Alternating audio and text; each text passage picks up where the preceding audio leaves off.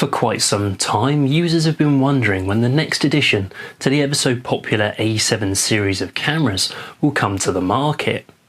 With 3.5 years in the making, which is a pretty long time in this digital age, it gives me great pleasure to tell you that Sony has announced this, their brand new A7 Mark IV.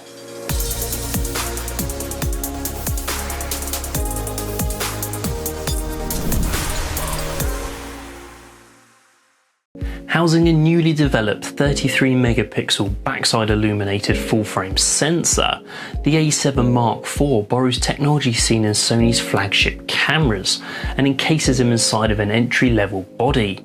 Now, as with the A7 Mark III, I feel that using the term entry-level doesn't really do the Mark IV any justice, but this is part of those initial full frame cameras found in Sony's lineup. Before we go any further, it's probably worth mentioning that Sony sent me the 200-600mm G series lens, the 85mm G Master, along with the new camera. I also managed to borrow a second-hand 16-35 Zeiss lens from one of our branches, and Sony has had no input with this video and has not previewed it before it's published. Now back to that new sensor, which is coupled with the latest BIONZ XR Processor, meaning you not only get better detail in your images when compared to the predecessor, but you also get a much better noise reduction at higher ISOs. I only had the kit for around 24 hours, so I headed out that evening to shoot a couple of low light shots, just so we could see how the new sensor handles in those darker environments. Now, I'm not saying anyone is going to be realistically shooting at the maximum ISO, but what it does show us is that if you needed to, you could push the A7 Mark IV to its limits and still capture a pretty reasonable image. Packed with creative looks that are seen in the higher spec models, brings a quick and easy way to add a little punch to your content. We also find an upgraded in-body image stabilization, compensating for up to 5.5 stops, matching that found inside of the Alpha 1. This of course includes both options for standard and active modes, which you can select within the menu. Keeping up with its predecessor, the Mark IV can shoot continuously at up to 10 frames per second with both autofocus and auto exposure tracking, making it quite capable of capturing fast moving subjects. With 759 autofocus points covering a whopping 94% of the imaging area, you really are spoiled when using Sony's latest real-time tracking and real-time IAF, not just for humans and animals, but now also for birds. That BIONZ XR processing engine also allows you to shoot continuously, uninterrupted for well over 800 shots in both RAW and JPEG, and this thing just keeps going and going.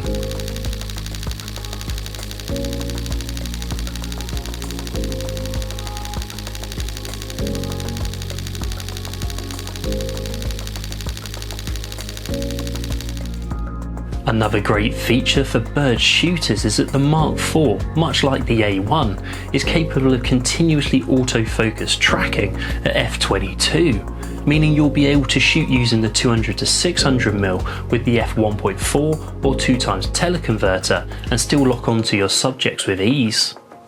Video recording wise, Sony has yet again borrowed some of the tech seen in their higher level cameras, with features from the A7S Mark III being offered to users of this camera. Capable of capturing 4K video at 60p in a Super 35mm format, creators can take advantage of the Mark IV's advanced movie recording. If you would prefer to shoot with the full frame, you can, from an oversampled 7K resolution in 4K up to 30p with full pixel readout and no pixel binning.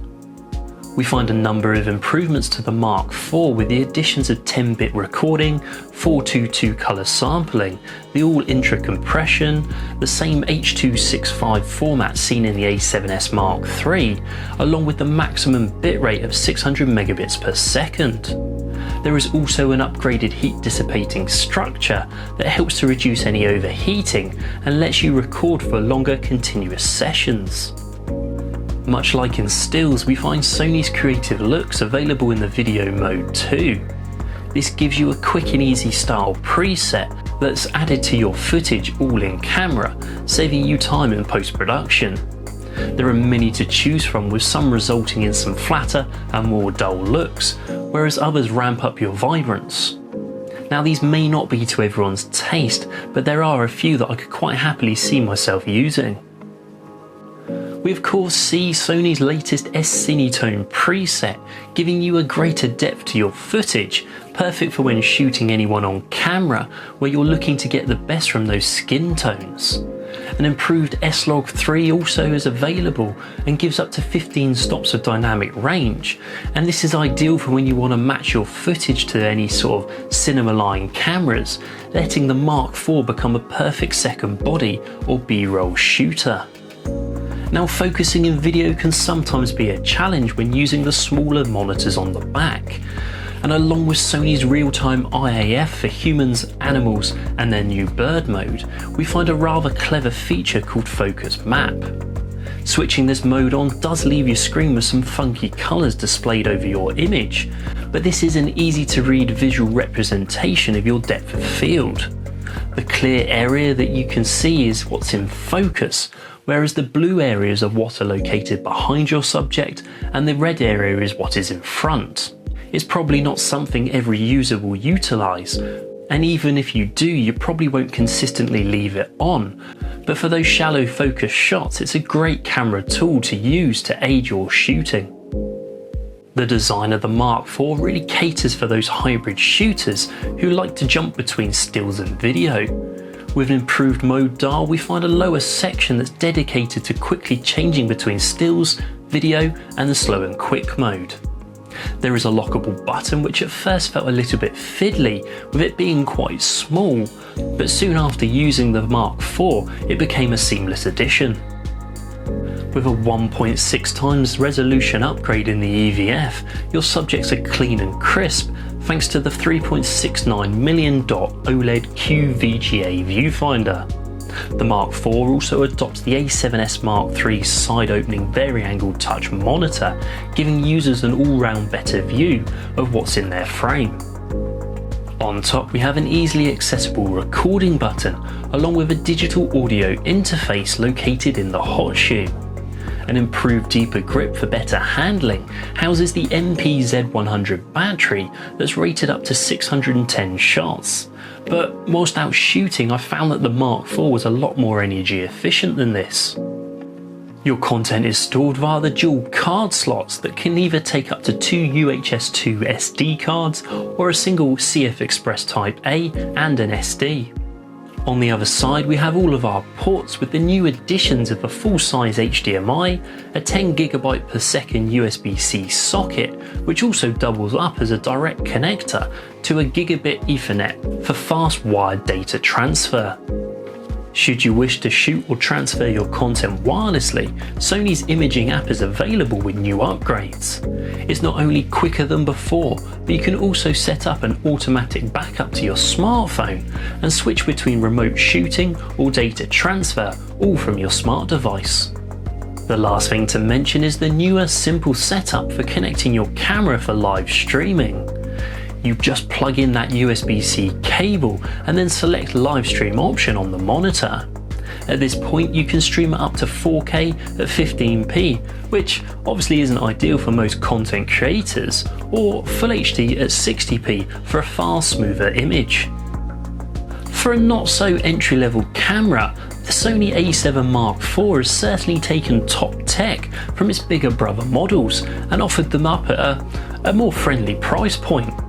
The versatility and range that this camera could be used for is so extensive, and much like its predecessor, photography enthusiasts, wedding photographers, wildlife shooters, and even video content creators can all be left reassured that they will have a powerhouse camera that will become their workhorse for years to come. If you're already shooting on an A7S Mark III or A1 and want a second body that you can easily match up in post, the Mark IV will be a great asset to you and worth trying out.